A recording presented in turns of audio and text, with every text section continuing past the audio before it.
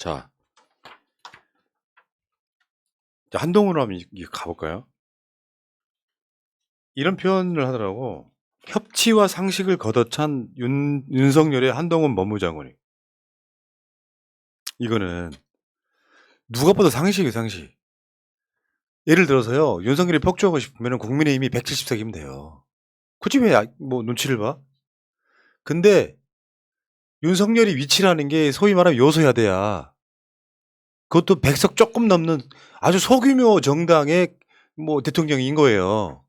그러면 지가 뭔가를 하고 싶으면 민주당하고 손 내미는 거야, 당연히. 협치합시다 해가지고 민주당의 어떤 뭐 소위 말하면 뭐 약간 수박 같은 사람들을 끌어와 가지고서라도 뭔가 여론을 움직이는 거예요. 이따가 좀 그 이야기 뭐 다시 하면은 한덕수 인준하자는 것도 마찬가지예요. 민주당 내에서 야, 지방선거도 그렇고 첫 정부 출범하는데 인준해주자라고 하는 사람들의 목소리가 커지려면 윤석열이 자꾸 손을 내밀어야 되는 거죠. 근데 얘는 그게 없어. 한동훈을 그냥 무시로 그냥 임명을 해버리잖아요. 처음에 한동훈 내정했다고 했을 때 얼마나 많은 사람들이 경악을 했습니까? 얘 미쳤구나. 그러니까 그 윤석열 당선자 시절에 우리가 그러니까 너무 그러니까 좀 엄청나고 좀 이 엉뚱한 일이 많아가지고 미처 생각을 못했지만 보통의 상식을 가진 당선자라면 당선되고 나서 제일 먼저 상대 당에 찾아가서 인사를 하는 게 보통입니다. 그래서 선거 결과가 어떻게 나왔든지 간에 이긴 사람이 진 사람한테 그러니까 선거 결과가 이렇게 됐지만 통합을 위해서 우리 같이 협치를 합시다. 그냥 인사치레나마. 그러니까 당선되고 일주일이나 2주일 내에 그렇게 하는 게 보통이거든요. 그런데 그 2달 동안 윤석열은 어떤 당에도 인사를 간 적이 없어요. 근데 언론에서 지적을 안 했죠. 그것부터 이상한 거거든요. 정치를 하겠다는 사람이 상대방에 대해서 존재 자체를 인정을 안 하는 거예요. 그러니까 이번에 한동훈을 임명하는 과정에서도 만약에 윤석열이 생각하는 정치라는 게 뭔지 우리는 모르지만 만약에 한동훈이라는 인물이 반드시 필요해. 그러면 정무수석을 통해서라도 메시지를 넣어야죠. 그래서 이런 우리가 하고 싶은 일이 이런 게 있는데 이때 한동훈이 꼭 필요하다. 그래서 좀 양해를 해달라. 이렇게 메시지를 넣은 다음에 임명을 하면 그렇구나 말이라도 해줄 수 있는데 이거는 국회 찾아가가지고 협치합시다. 말해놓고 그 다음날 바로 임명해버려. 말 한마디도 없이. 이거는 정치도 뭣도 아니거든요. 네. 근데 제가 SNS에서 굉장히 잘 쓴 글은 아닌데 내용에 공감하는 글을 하나 갖고 와봤어요. 장관이 됐다고 거짓이 진실이 되고 의혹이 사라지는 것은 아니다. 국회에 불러다 놓고 수십 번만이라도 되물어야 한다. 추미애 장관은 아들 군대 시에 휴가 기간 가지고도 몇 달을 공격받았다. 협치 같은 소리하고 앉아있네. 배알도 없는 것들. 뭐 민주당 일각에서 나온 얘기긴 합니다만 한동훈을 임명함으로써 그들 카르텔에서는 시원했을지도 모르지. 근데 그냥 야당을 아예 무시하겠다는 거고 민주당도 압니다, 이것 때문에. 그래서 민주당에 협치파가 쏙 들어가 버렸어. 윤석열이 괴로워지는 시간인 거고요. 대선에 졌을 때는 우리가 상대방이 합리적인 사람이면 도와주자 분위기가 있을 수 있거든요. 근데 이쪽 반대편에 있는 더 숫자가 많은 민주당 사람들한테 야, 니들 싫어. 노골적으로 한동훈 임명을 통해서 보여주잖아요. 그러면 국회 인준사항이 아니기 때문에 임명을 했지만 한동훈 국회에 자주 올 거 아닙니까? 계속해서 물으라는 거예요. 네. 이번 이야기는. 한동훈 앉혀놓고 니 딸 어떻게 된 거냐. 그거를 해명하게끔 만들어야 되는 거예요. 그래서 그 한동훈이라고 하는 사람이 이거 막느라고 다른 모사를 꾸밀 시간이 없을 정도로 몰아쳐야 되는 거예요. 그렇게 독하게 해야 되는데 걱정되는 마음도 한편 있네요. 그러니까 민주당 의원들 중에 그렇게 정말 도끼가 바짝 올라가가지고 휘몰아치는 스타일의 정치인이 생각이 나는 사람이 없잖아요. 몇 명이 안 되죠. 예. 다들 너무 합리적이고 푼둥푼둥 해가지고 엄중하고 막. 굉장히 얌전하게 물어보고 상대방 입장 배려해주고 막 이런 식으로 이제 질문을 하다 보면 한동훈 같은 스타일은 속으로 비웃겠죠. 결국에는 이미지고 사람들한테 어떻게 보여지느냐가 제일 중요하다고 믿는 한동훈이잖아요. 그러면은 한동훈의 그림대로 갈 수밖에 없는 거죠. 근데 그 그림을 어떻게 해서든지 최소한 막아볼 생각을 해야 되는 건데 지금 계속해서 나오는 이야기는 한동훈은 장관직 끝나면 다음 총선에 나올 거다라는 이야기를 예. 하고 있잖아요. 왜냐하면 본인이 지금 고등학교 때부터 압구정에 살고 있었고 그쪽 지역구로 나온다면 그 사람들 입맛에 맞는 사실 뭐 90%, 80%씩 찍어주는 사람들이니까 나올 거다라고 했을 때 정말 이 사람이 어떻게 하면 가장 괴롭게 해줄 수 있느냐. 본인 뭐 장관도 될 수 있고 다 할 수 있지만 일단 지금 딸 문제가 해결이 안 되는 상황에서 그렇다면 조국 장관을 왜 이렇게 만들어 놓고 누구는 장관 다 되고 그런 입장에서 저는 정호영도 장관을 시켜야 된다고 생각이 들어요. 네. 네, 반면에. 그런데 지금 한동훈의 그 처형이죠. 진민정이 지금 미국에서는 행방불명이다. 연락이 두절됐다라고 하지만 저희한테 들어온 제보에 의하면 진민정은 지금 한동훈의 처형 이야기하는 겁니다. 한동훈 와이프의 언니. 지금 몰래 귀국해 와 있다고 하죠. 컨설턴트? 진학 컨설턴트, 유학 컨설턴트로 활동한다는? 네. 그래서 그 활동하는 중에도 돈 받았던 사람들한테 제발 조용히 있어달라라면서 환불을 해주겠다 이런 이야기도 있기 때문에 이 이야기가 이 문제가 지금 계속 커진단 말이에요. 왜? 이 처형은 지금 자기 딸들 입학 취소라던가 그 다음에 이제 내년이면 학교를 가야 할 애가 있기 때문에 굉장히 불안한 상태거든요. 그러면 우리가 한동훈 딸도 불안한 상태로 만들어줘야 되는 거잖아요. 똑같이. 그러니까 국회에서 끊임없이 묻고 최민희 의원 말씀도 그런 거예요. 한동훈 전담 마크맨 국회의원이 한두 명 있어야 되는 거예요. 네. 계속 물어야 되는 거예요. 그래야 한동훈이 조금 덜 하는 거죠. 이걸 나는 법무부 장관 됐으니까 지금부터 내 맘대로 할 거야 같은. 근데 이런 것도 있어. 우리 진영 입장은 그렇지만 한동훈을 소통령이라고 하잖아요. 네. 근데 이 사람을 임명할 때 소위 말하면 전 대한민국에 있을 수 없는 코드 인사잖아. 문재인 대통령 코드 인사라고 수도 없이 공격했잖아요. 근데 한동훈은 어마어마한 코드 인사예요. 쉽게 표현하면 공범인 거예요. 그런데 알고 보면 한동훈이나 윤석열도 검찰을 나온 사람이에요. 이제 검찰이 아니라고요. 얘네들은 얘네들의 이익을 위해 싸우는 거야. 그러니까 한동훈이 법무부 장관 돼갖고 취임식에서 수사권을 복원하겠다 같은 개소리 해버리잖아요. 사실상 불가능합니다. 이게 이제 헌재로 가져가는 방법밖에 없어. 이거 위헌이라고. 근데 이 헌재의 전체적인 분위기가 뭐냐면요. 민의의 기관인 국회가 결정한 사항은 거의 건드리지 않아요. 그러니까 검찰들한테 야 괜찮아 내가 검찰 출신이어서 니들 그냥 이익 복원해 줄게 이야기해봐야 사실은 맹탕일 가능성이 되게 높다는 거죠. 검찰들이 그거 깨닫는데 얼마 안 걸릴 거예요. 한동훈이나 윤석열도 검찰 출신인 거지 현재 검찰들한테 이익 가져다 줄 자 아니다. 윤석열은 그 수사권을 경찰 이용해 쓰면 되는데 굳이 검찰을 이용할 필요가 뭐 있습니까? 윤석열이 나중에 대통령 끝나고 나서 변호사 할 건가요? 그러니까 이게 헌법재판소라는 게 왜 있는지를 다시 한번 생각해 보면은 너무 명확하게 드러나는 거예요. 그러니까 헌법재판소는 법률이 작동되는 과정에서 위헌적 요소가 생기더라.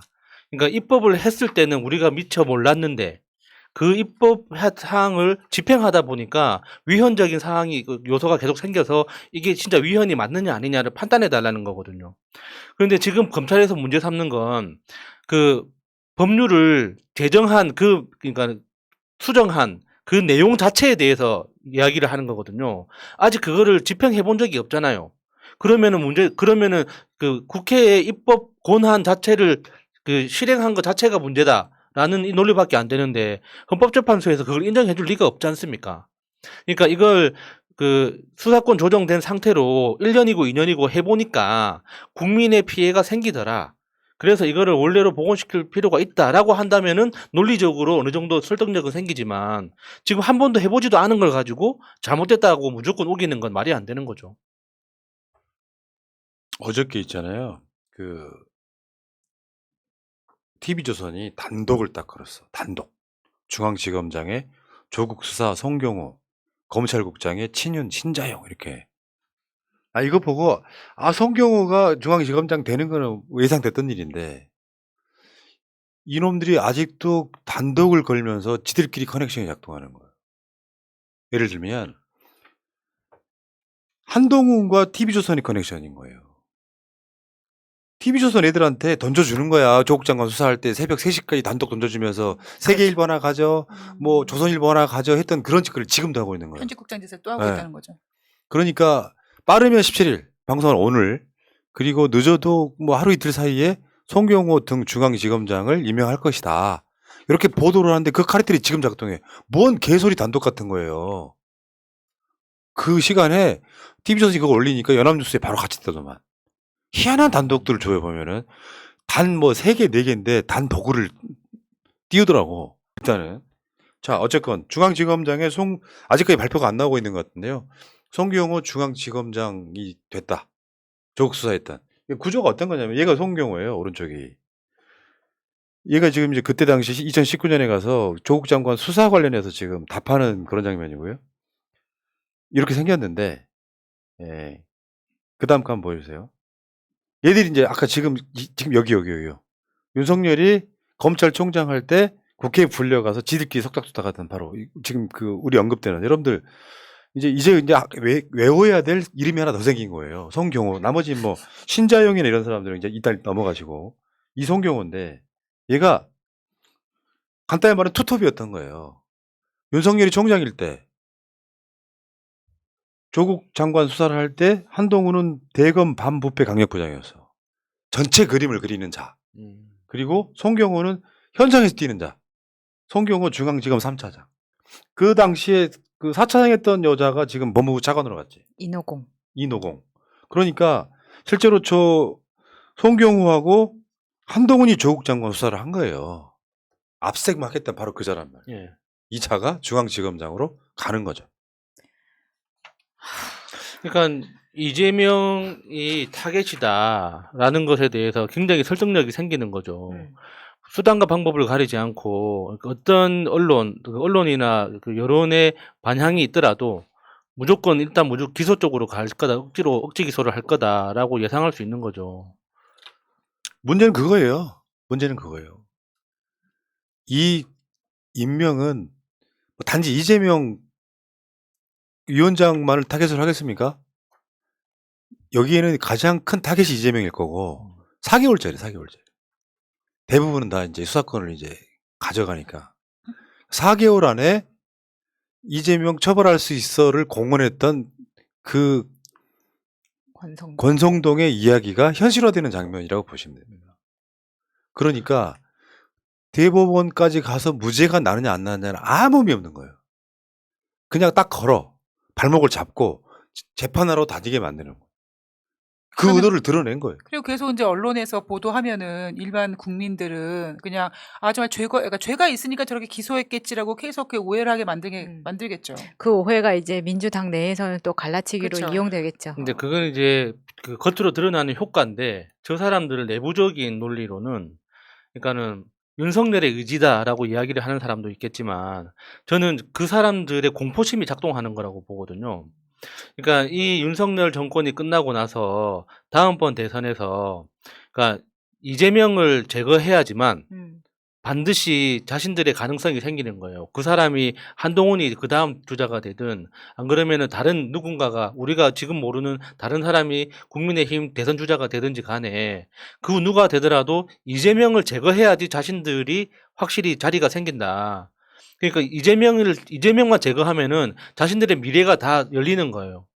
그러니까 윤석열 입장에서도 공포스럽겠지만 한동훈이나 송경영이나 이런 사람 입장에서도 자신들의 노후를 편안하게 보내기 위해서는 이재명을 반드시 제거해야 되는 거거든요. 필요가 있는 거죠. 그러니까 어떤 사람들은 그게 윤석열의 의지라고 하겠지만 윤석열의 의지가 아니어도 한동훈이나 송경영 입장에서도 반드시 없애야 되는 사람이 되는 거예요. 이유는 상관없죠. 그게 무슨 범죄가 뭐가 됐지 길 가다 침만 뱉어도 상관없어요.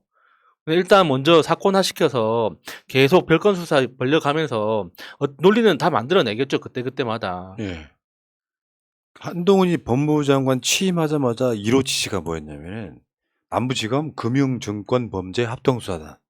이게 이제 여의도 저승사자라고 불린다는 여의도를 관할하는 요거를 부활시켜라 지시한 거예요. 추미애 장관님이 그거 없앴던 거 아니에요? 그렇죠. 그러니까 그것이 이제 중앙지검장 송경호 임명한 거랑 같이 맞물리면은 지금 그 남부지검장도 바꾼다는 거 아니에요? 예. 그래가지고 정치검사들이 득세하는 시대가 오는 거죠.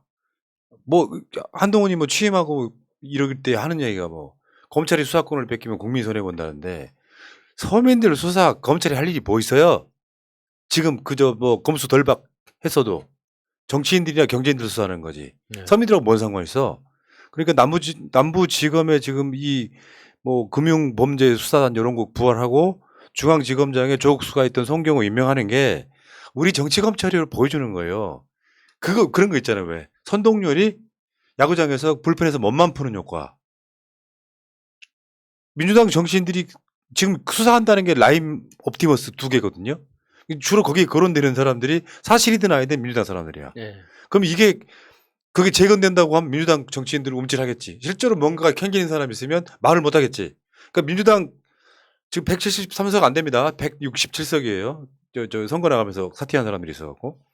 이 과정들을 거치면서 포진을 하고 있는 건 중앙지검하고 남부지검에서 민주당 니들 껐딱하면 우리 수사 들어갈 거야를 지금 협박하고 있는 거예요.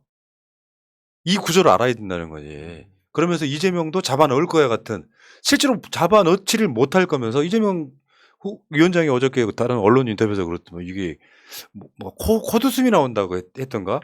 실제로 저는 그렇게 생각해요. 대장동 재판이 진행되고 있지만 이재명 이름 직접 나오는 상황이 아니잖아요. 나왔으면 큰일 났겠지. 포털 도배가 됐겠죠. 네. 그 정도면 이재명 관련성이 없는 겁니다. 그럼에도 불구하고 끊임없이 그게 안 나오니까 성남FC 후원해가지고 성남FC 후원했던 기업 중에 하나 두산 같은데 압색해버려요. 성남FC 후원해주고 성남 분당에다가 뭐 건물 같은 거 회사 같은 거 허가해줬다 이거잖아요. 이재명 이익 본 것도 없어요. 그러니까 대장동도 그렇고 뭐 성남 FC 관련된 사건도 그렇고 다 3년 전, 5년 전에 수사가 다 끝난 거예요. 그게 2번, 3번 다 수사하고 재수사하고 다 끝난 건데 털어도 없으니까 똑같은 걸 끄집어내서 계속 떠드는 이유는 그러니까 만약에 이재명을 제거할 수 없다면은 모욕이라도 줘야 된다 이거예요. 그냥 그게 사실이든 아니든 상관없어요. 왜냐? 언론이 도와주거든. 언론이 검찰에서 방구만 껴도 언론에서 확성기로 틀어주니까 그냥 무조건 이재명이 나쁜 놈인 것 같아요.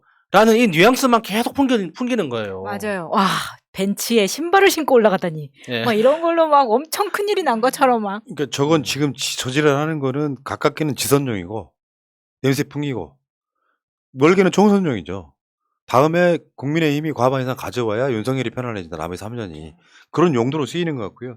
이 과정에서 지금 그 성남FC 관련해서 압색을 한 주체가 경찰이었는데 박지원 비대위원장이 그랬죠. 검찰 독재라고 했다가 욕 바가지로 먹었죠. 검찰이 아닌데 경찰이 한 건데 그거는 뭐 넘어가시고요. 자, 아무튼 못 넘어가요. 이게 지금 지선 기간이니까요. 끝나고 보자. 이재명 타겟팅 해가지고 조금 저러고 있고. 근데 좀 아셔야 됩니다. 우리 같이 권력 의지 없는 사람들은 그들이 보면 약간 벌레처럼 보여요. 권력이라는 게 극렬하게 반대편의 적을 만들고 원수가 되는 게 진정한 권력일까요?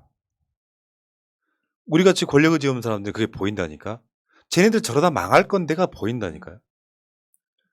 세상에 존재하는 상대방은요. 어떤 상황, 전쟁 상황이 아니면 전쟁 상황도 마찬가지입니다.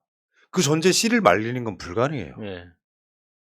누군가는 살아나서 진상규명 외치는 게 역사예요. 학살을 해도. 그런데 엄연하게 대한민국 국민의 반이 윤석열을 실현하고 검찰 독재를 우려를 보내고 있어요.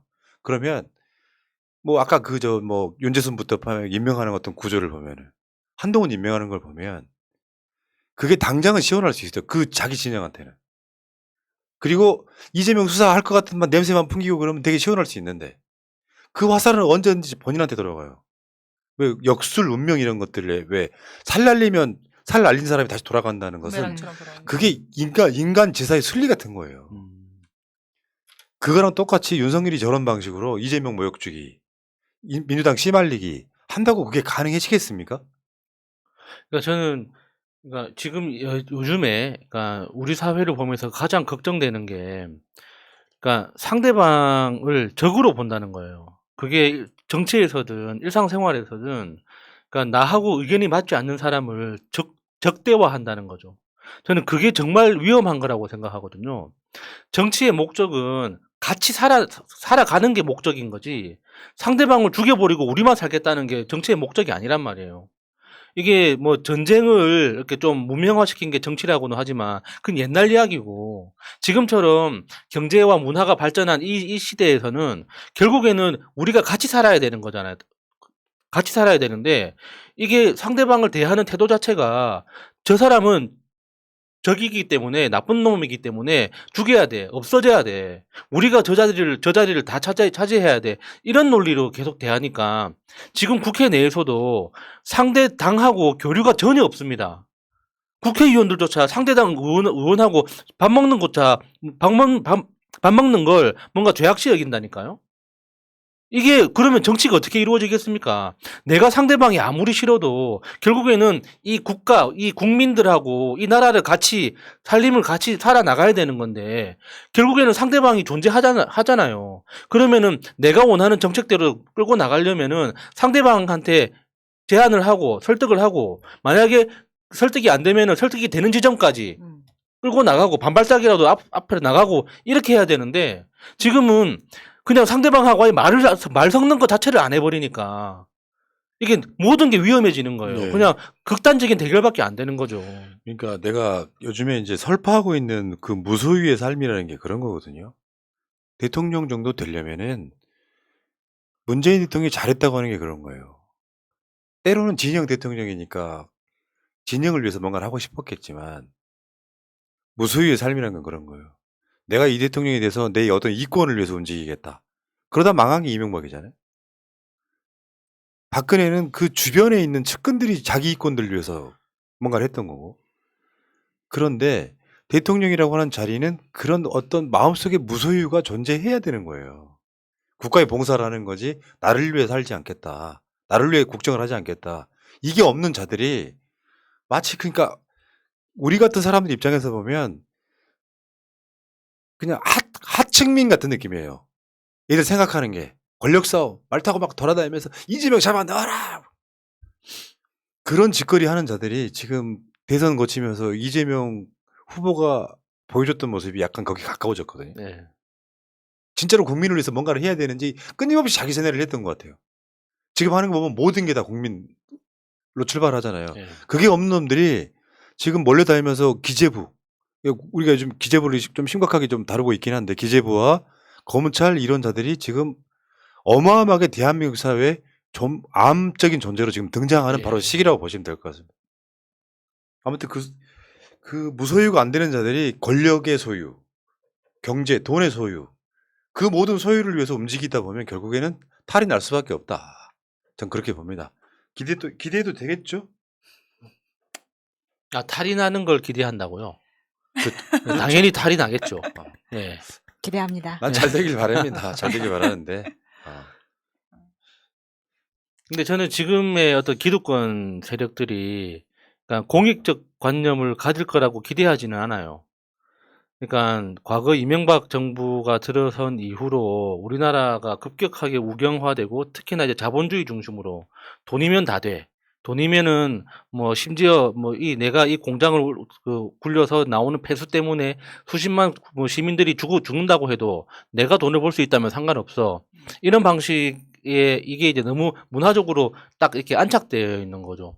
그러니까 서울대 가고 뭐 외국 유학 갔다 와서 뭐 박사학위 받고 오는 사람들이 기본적으로 공익에 봉사하겠다는 마인드로 가는 사람이 아니라, 결국에는 내가 이 학위를 따서 내가 잘 먹고 잘 살겠다, 내가 더 많은 돈을 벌겠다, 이게 너무 당연스럽게 받아들여지는 사회가 돼버렸잖아요. 그런데 그 결과, 그러니까 그렇게 그 모습을 보고 자라온 지금의 10대, 20대들이 봤을 때는 아, 이게 뭔가 잘못됐구나 라고 느끼고 있는데, 그렇게 살아온 기성세대들은 이미 베린 몸 끝까지 가야지 이렇게 될 수밖에 없지 않습니까? 그러니까 지금 와서 자신들의 삶의 태도를 바꾸기는 힘들고, 그러다 보니까 다시 한번 개딸들에게 희망을 거는 거죠. 지금까지 우리가 보지 못했던, 그러니까 경쟁 중심이 아니라 연대 중심으로, 그리고 나 먼저가 아니라 같이 가야 한다라는 이런 방식의 그 투쟁 방법을 지금 보여주고 있잖아요. 알겠습니다. 댓글창에 닉네임 재밌다. 선흥민처럼 이낙연 하트. 새날은 대선 패배에 큰 역할했던 놈들. 야, 최소한 철자는 틀리지 말이야. 아직도 역할이라고 쓰는 애가 있냐? 내가 보기에 이 사람은 난 70 이상 먹은 노인네예요. 아유 씨. 아니면 조선족이거나. 에이, 꺼져 이 새끼야. 기본이 안 돼 있어.